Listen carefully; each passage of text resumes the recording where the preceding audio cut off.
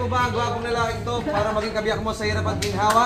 Yes, Father. At ito nga lahat nga kami nagulantang sa hindi inaasam. May bigla nga sumulpot na nakagaw. At agad-agad ikinasal nga sa kapatid ko yun. Wala nga kami nagawa. At kailangan nga doon, panagutan nga ng kapatid ko dinadala niya. Oops, teka lang, pero bagay, nito muna nangyari. Tara na. Diba nga po, nandito nga po kami sa isdaan para nga po i-celebrate nga po yung birthday ni Mama. At nakita niyo naman niya kung gaano nga po siya naging masaya. At ngayon, ipapakita ko naman nga po sa inyo para kung sakali man nga po makakapunta kayo dito o nagbabala. Narito po ang ilang pwede niyong makita, masaksihan at may experience. At katulad nga nito, every weekend nagkakaroon nga po sila ng parade. At makakapanood ka nga din ng kanilang cultural dancing. At tandaan, wala nga po yan bayad. At hindi lang, talaga nga naman may experience mga din na parang nakapunta ka na nga din sa ibang bansa. May palibreng suot nga din sila na ganitong costume. At mag-feature nga sa napakalaking statue. At oo nga pala, pagpasok mo pa nga lang sa entrance, yan na nga agad yung bubungan. Ay, sinasabi ko sa inyo, mag-i-enjoy kayo dito. Napakadami nga ding iba't ibang statue katulad ng manok, magtotropang unggoy, gagahiganting turtle dragon nga yata'y tawag dyan. Napakataas nga din ng Buddha na to. At sa mga nag-i-scatter, alam na alam to. At sabi ko nga po, pagpasok nga namin dito sa isdaan, talaga nga naman pong namangha ako. Napakaluwang nga po kasi ng lugar. At bawat sulok nga yatang may statwang nakabantay. Hindi ko na nga din nabidyohan, pero may pa-pre-rates nga din sila sa mga bata. At ang kagadahan nga din dito, pwede mo nga din ma-experience ang Sun Kilo Bridge. Challenge nga ng isdaan to na kailangan mga makatawid yan. At yung sakali man nga po magtatagupay sa pagtawid, may pa-pre silang 1 kilong fresh isda. At ito nga, hindi na nga sanayin ng kapatid ko pagkakataon na iti subukan. At sayang nga daw kasi 1 kilo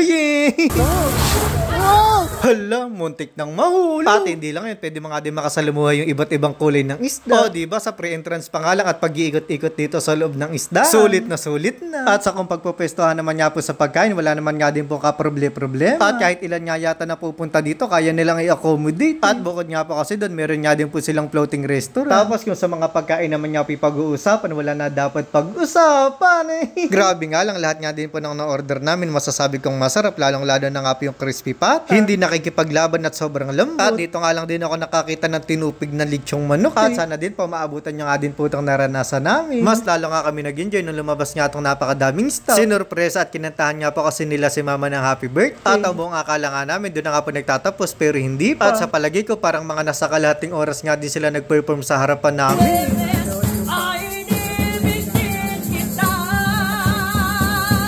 At ito nga, dumako na nga tayo sa lahat kami nagulan at para kaming nalutang nung pumasok itong nakagaw. At may isa nga po sa pamilya namin, hindi nga po namin kilala yan.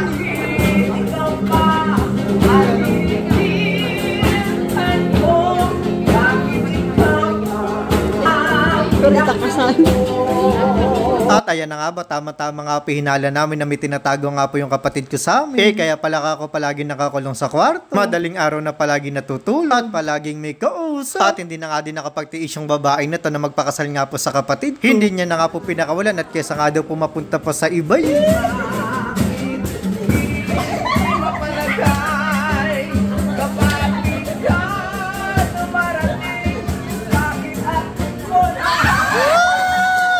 Ay nako kapatid, ganun talaga yung boy. May kanya-kanya tayong daan na tinatahan. Tinatagyan mo ba ang gwapong lalaki to para maging kabiyak mo sa hirap at ginhawa? Yes, Father. Ay, nahiya pang ikisaharapan namin. So, paano hanggang dito na lang? Bye-bye!